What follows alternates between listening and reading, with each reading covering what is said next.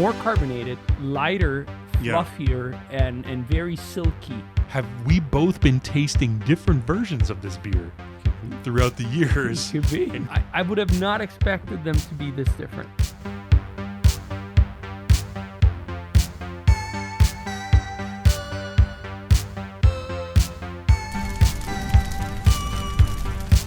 Welcome back to Beer Brackets, everybody. This is a really, really fun one. This is one that we've been wanting to do for a long time, pretty long time. I never thought I'd get to do this one because the bottled version, Paulaner Weissbier, is not available in Canada. I had to bring this one back from the States. I can only get the can here. Vice versa, Alessandro was only able to get the bottles in the States for the longest time. Now he can get the cans. And now another beer that sits on the Beer Brackets Perfect Beer Roundtable is going to have the can versus bottle treatment, and we're going to see which one comes out on top. You've never had the can, right? I have not, my friend. No, I have not. I have. This is going to be the first time for me trying the can, so I'm really excited just for that. And then the VS, come on, the VS Ultimate. So how are these different formats going to hold up? You might be wondering at home, well, is it really going to be that much of a difference? To be honest with you, with these cans versus bottles, there's varying results. Let's put it that way. Yep. With some of them, there's huge, massive differences in the different formats. So some of them, it's a little bit more subtle, like in the Weihenstephaner. Mm-hmm. So will this one be like that? Will there be a big difference? Have we both been tasting different versions of this beer throughout the years? Could be. And now they're going to collide. Worlds are colliding. Beer worlds are colliding. If you haven't watched a Beer Brackets versus Battle before, the way it works is that we go over our 5 different review categories: aroma, taste, mouthfeel, finish, and overall beer experience. We each assign each of the 2 beer explorers here assign a point for each. A total of 10 points up for grabs, and there's a winner at the end. Whoever has the most points out of 10. Let's do it. Yes, I'm gonna start with the can because that's my familiar friend here. Ooh, that exploded! No, Beer Lake. Why? No Beer Lake here. Oh, that is a problem. So much beer. Do you need a second, my friend? Okay, beer intermission. I'll be right back.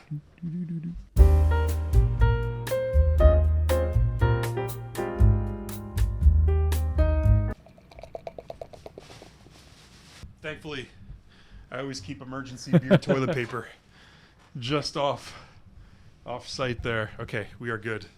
Whew, that was a massive explosion. Was it? I didn't quite see it. And I just discovered another beer secret looking at the label. What did you discover? Which one, the bottle label? Well, it's on both, my friend, but it's more prominent on the can.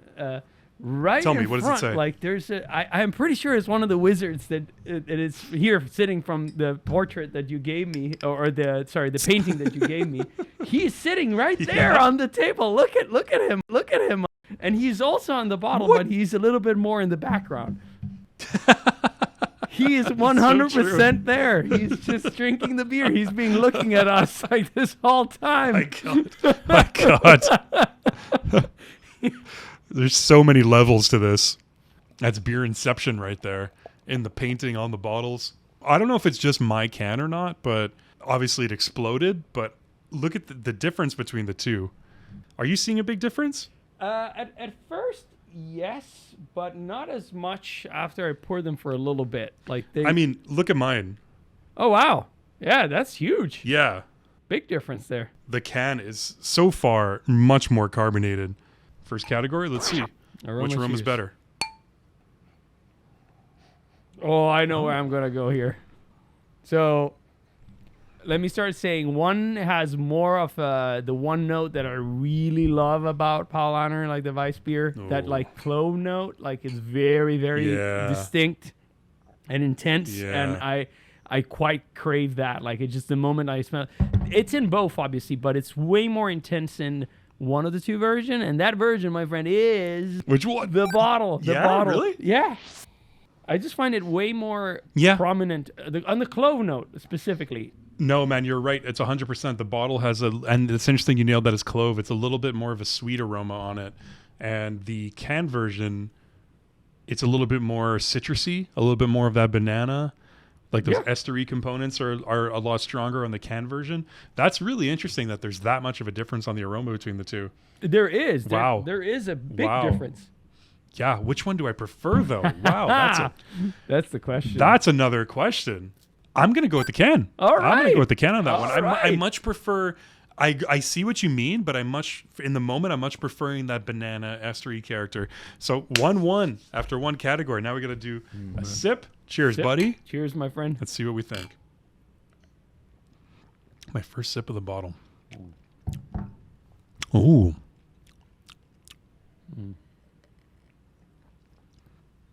Okay. All right. I think they're very different. They are very different. You know, when They are, right? When we did the Paulaner Weissbier, So we close. I mean, that took a lot of intense meditation. Here, Yeah. I feel like it's very obvious. Again, like I think what I smelled on the aroma is still present on the taste. There's that more deep clove note.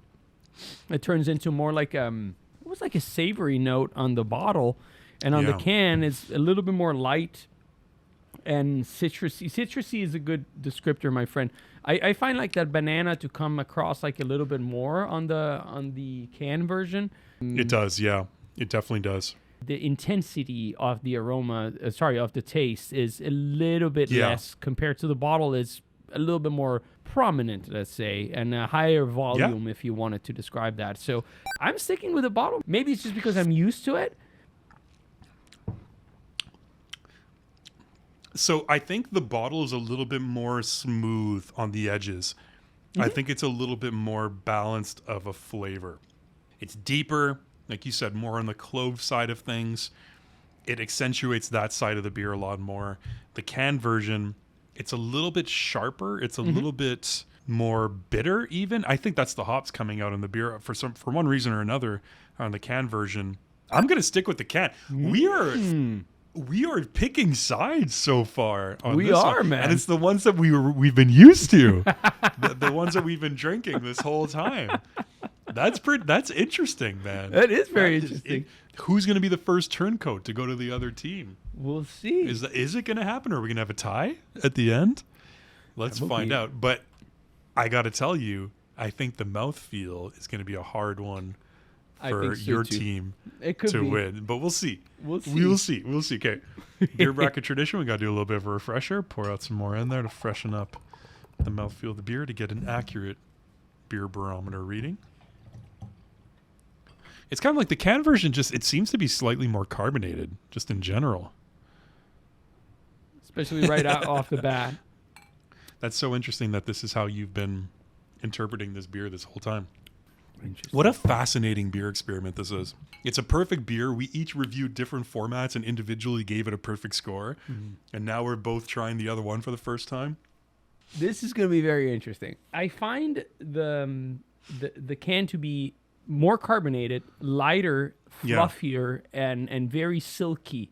There is, though, like you very well pointed out, an element of bitterness that I don't want to necessarily attribute to the mouthfeel because it comes into play more on the finish. So I'm gonna leave that.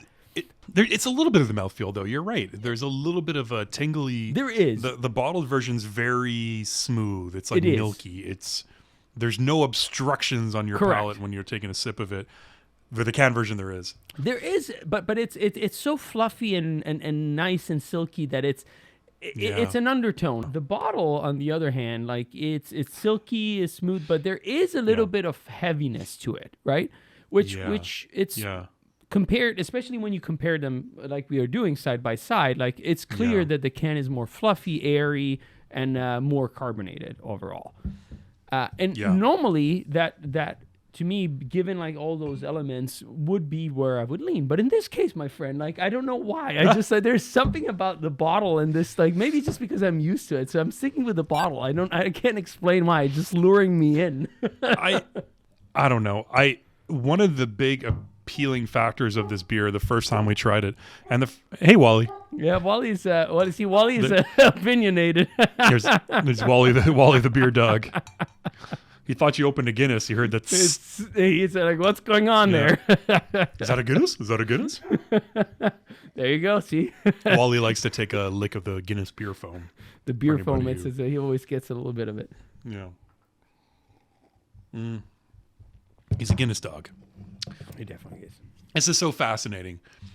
Obviously, the can version is definitely, for one reason or another, it's more carbonated.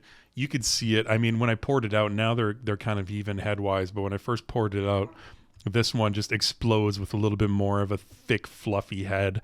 There's a little bit more effervescence to the can version. The bottled version is a little bit thicker, a little bit more, not oily at all, but if on the scale of fluffy to oily, it's a little bit more towards oily. I'm going to have to stay with the can just because that was one of the big selling points of this beer for me, was how it had that big, thick, creamy head at first, and it had that effervescence and that big, fluffy body to it. That was one of the things that made me fall in love with this beer. And that's interesting that it's just in the can version. Maybe it is on tap too, but I'm sticking with the can. So far through 3 categories, man, we're sticking with our teams. This is interesting. This is interesting. This is very interesting. This is very interesting. Yeah, so let me take a sip of this. Please do. It's very, very encouraged. Yeah. I think this is fascinating for the fact that I find those so different. So different. They really are. I would have not expected them to be this different. The can, one big element that I find surprising that I'm not used to is that element of bitterness. Like, it definitely is more present. Yeah, it's there, right? And I think now that you're experiencing the bottle, I think you can see that the bottle is leaning more towards especially on the finish, more on the clove, banana, estery components. There is some sharpness from the hops, but it's not nearly as prominent as on the can. Obviously, there's the same beer, and they have like all the same characteristics, but they're presented in a different order almost. I don't know if that makes sense, but that makes perfect sense. Yeah, I'm gonna stick with the bottle, my friend. I don't know why, but there's this affinity for me. I get it. There definitely is that bitterness on the can version, and it's amazing tasting the bottle version for me now because it doesn't have that. And as you said so perfectly, it's so much more well-rounded, and it's hard to imagine any element of this beer being better than it was because I already gave it the perfect score and already fell in love with it as it was. So this is amazing to me. But yeah, the finish is the bottle for sure. It's better. It's definitely. I'm switching teams. Teams for the finish. It has to, because you're right. It's just so much smoother. It was already smooth, but oh my God, I'm just blown away. I'm blown away that this beer could get better, and it did. It did. So overall beer experience, buddy, from beginning to end, which of these 2 beers is taking the point for you? Well, I've been a little one-noted throughout, but let me say this. When it comes down to the picture, the overall picture, I want to point out, I think the can, the fluffiness is remarkable. So I wonder how is this tasting on tap? Because I think that might be the quintessential, just freshly poured. That'd be the tiebreaker. Yeah. It's obviously the same beer. The elements are just, like we were saying, presented in a slightly different order. I think if we had that carbonation with all the magic elements of the bottle, that, like you said, like the finish being more well-rounded, that would just be even more than what we already know. That would be the ultimate, right? Yeah. And you're probably right. Maybe the tap does achieve that. Maybe it's the best of all worlds. It could be. Yeah. So, but the bottle is, for me, the answer as far as this experience goes. How about you, my friend? Makes sense. I am just because I love the thicker, more effervescent body of the can, which I think rounds out a much more enjoyable beer experience. I'm going to stick with the can. Mm-hmm. Bottle still takes it at that point, so it's 6-4 for the bottle of victory. Man, that was fun. That battle up until the finish, having the different teams. That's never happened in these episodes before. No, it hasn't. And I will say, probably this is the closest, to tie that we have gotten, and also for the fact that we both went very different directions. Let us know down below what you think, everybody. Click that beer bell. It's going to let you know when we're hanging out in the pub, so you can come back and hang out with us. YouTube will let you know when we're having a beer, so you can crack one open and come join us. And no matter what you do, don't forget to close your beer brackets. Cheers, everybody. Cheers.